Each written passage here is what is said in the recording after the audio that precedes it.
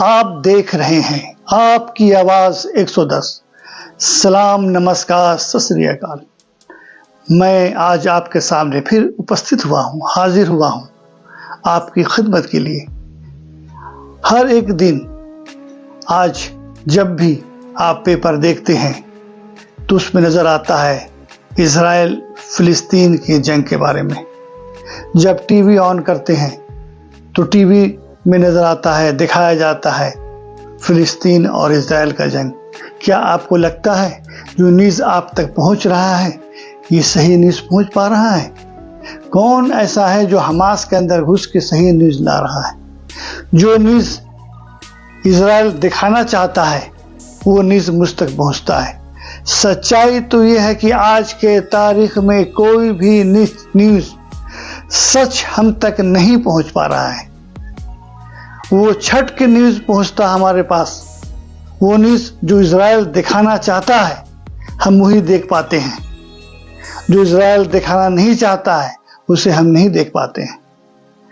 यही वजह है कि मैं उस टॉपिक पर ज़्यादा बात नहीं करना चाहता हूँ, क्योंकि आप हर दिन, हर रोज़, हर घंटे इस सारे न्यूज़ सामने फ्रंट न्यूज़ देख रहे हैं, बमबारिंग देख रहे हैं, लोगों की शहादत देख रहे हैं। कोई मीडिया बोल रहा है कि 8,000 फिलिस्तीन मारे गए, 4,000 बच्चे शहीद कर दिए गए, बहुत संख्या में औरतें मारी गईं। क्या मैं जानना चाहता हूँ उस मीडिया लोगों से, क्या आप खुद जाके उन लाशों को गिना है? नहीं, ऐसा नामुमकिन है, ऐसा नहीं हुआ है, क्योंकि फिलिस्तीन से पूरी न्यूज़ हम तक नहीं पहुंच पा रही है, क्योंकि वहां इंटरनेट बंद है। कोई जरिया माध्यम नहीं है कि हमारे तक वो सारी न्यूज़ पहुंच सके। वही न्यूज़ पहुंच रहा है जो न्यूज़ इजराइल हमें दिखाना चाहता है। सेकंड वर्ल्ड वॉर के बाद यूएन का गठन हुआ। ब्रिटेन ने फिलिस्तीन का मामला, उसका विवाद यूएन के हवाले कर दिया। यूएन ने फिलिस्तीन को 1947 ईस्वी में 2 हिस्सों में बांट दिया। 45% हिस्सा फिलिस्तीन को दिया गया, लेकिन फिलिस्तीन इस बंटवारे को मानने से इनकार कर दिया।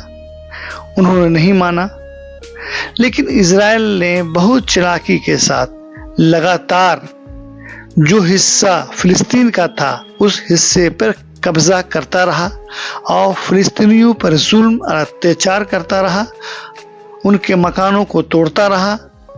यहाँ तक कि 1949 से 67 के बीच में करीब करीब फिलिस्तीन का 15% हिस्सा अपने कब्जे में कर लिया। 1949 से 67 के बीच में करीब 1,35,000 फिलिस्तीनी मारे गए। बहुत सारे लोग कैद में अभी तक हैं। ये सिलसिला इजराइल का जारी रहा और अब के डेट में फिलिस्तीन मात्र 12% ही बचा है। आहिस्ता आहिस्ता इजराइल फिलिस्तीनियों पर हर दिन जुल्म करता रहा, उन्हें मारता था और उनकी ज़मीन, उनके मकान को कब्जा करता था। अभी भी करीब करीब 35 से 40 लाख लोग, फिलिस्तीनी लोग दूसरे मुल्कों में रिफ्यूजी के तौर पर रहते हैं। इस सब को देखते हुए हमास ने नाम का एक पार्टी का गठन हुआ जो गाजा में है। गाजा का हिस्सा बहुत सारा कट के छोटा सा हिस्सा बच गया जो करीब 8 से 10 किलोमीटर चौड़ाई है और 45 किलोमीटर लंबाई में है। इसमें करीब 25 लाख लोग रहते हैं। हमास 1987 ईस्वी में वजूद में आया और इन्होंने आज़ादी के लिए इजराइल से संघर्ष करता रहा और आज तक संघर्ष कर रहा है। हमास एक पॉलिटिकल पार्टी है जो लगातार 2007 से जीतते आ रही है और उसकी हुकूमत है फिलिस्तीन में। इसके प्रधानमंत्री इस्माइल हानिया हैं। ये लगातार जंग में है अपने आज़ादी के जंग में है। ये संघर्ष कर रही है पार्टी और अपने देश को आज़ाद कराने के लिए लगातार इजराइल से लोहा ले रही है।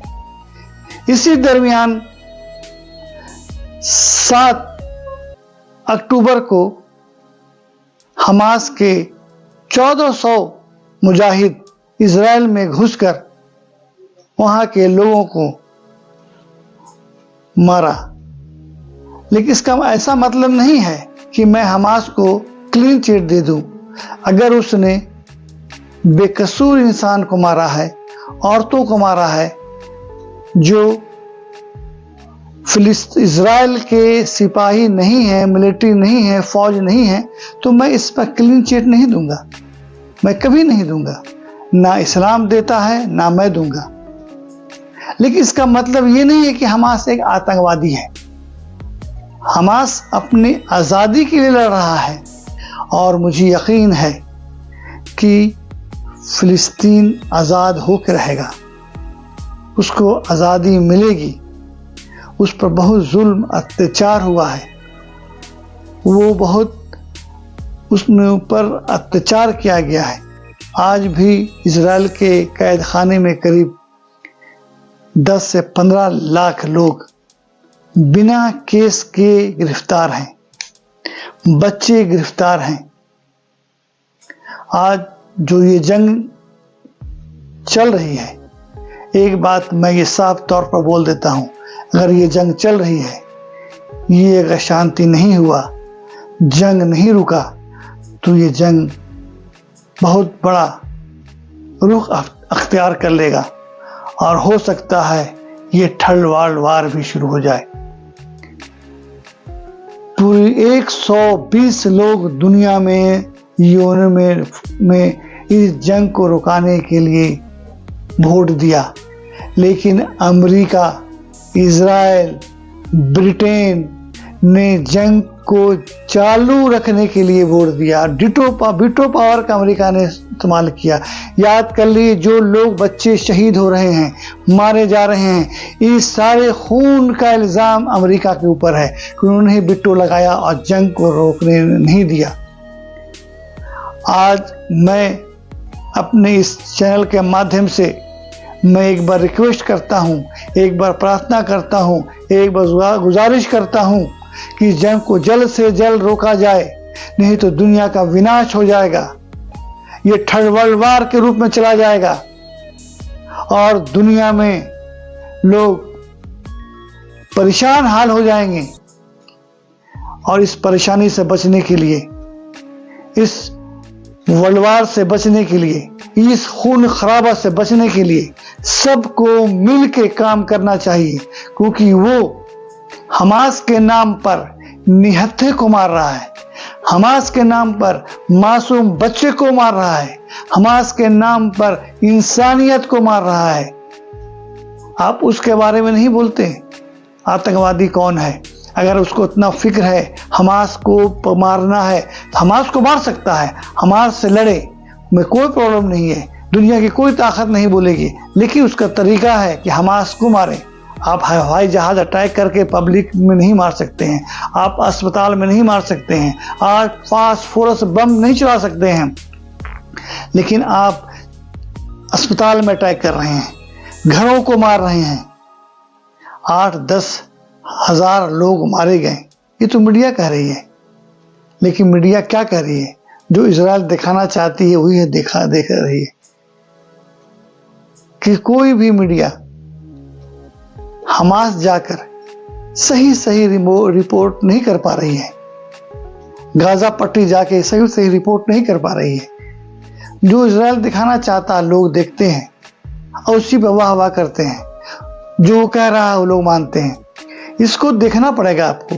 अगर आप चाहते हैं कि दुनिया शांत हो, शांति हो, तो आप इनको इंसाफ करना होगा। और जब तक इंसाफ नहीं कीजिएगा, यकीन मानिए जंग कभी नहीं रुकेगी। और आपको जंग रोकना होगा, शांति के टेबल में बैठना होगा, अगर आप चाहते हैं कि ये दुनिया बर्बाद नहीं हो। इसी के साथ मैं ये कहना चाहता हूँ कि आप हमारे न्यूज़ चैनल आपकी आवाज़ 110 को देखते रहिए और मेरी बात आपको अच्छी लगी तो लोगों तक शेयर ज़रूर कीजिए और मुझसे जुड़िए, आप सब्सक्राइब करें और इस न्यूज़ को सुनिए और लोगों तक ये बात पहुंचाइए ताकि सच लोग जाने। सच देखना है तो आपकी आवाज़ 110 को सब्सक्राइब कीजिए। जय हिंद, जय भारत।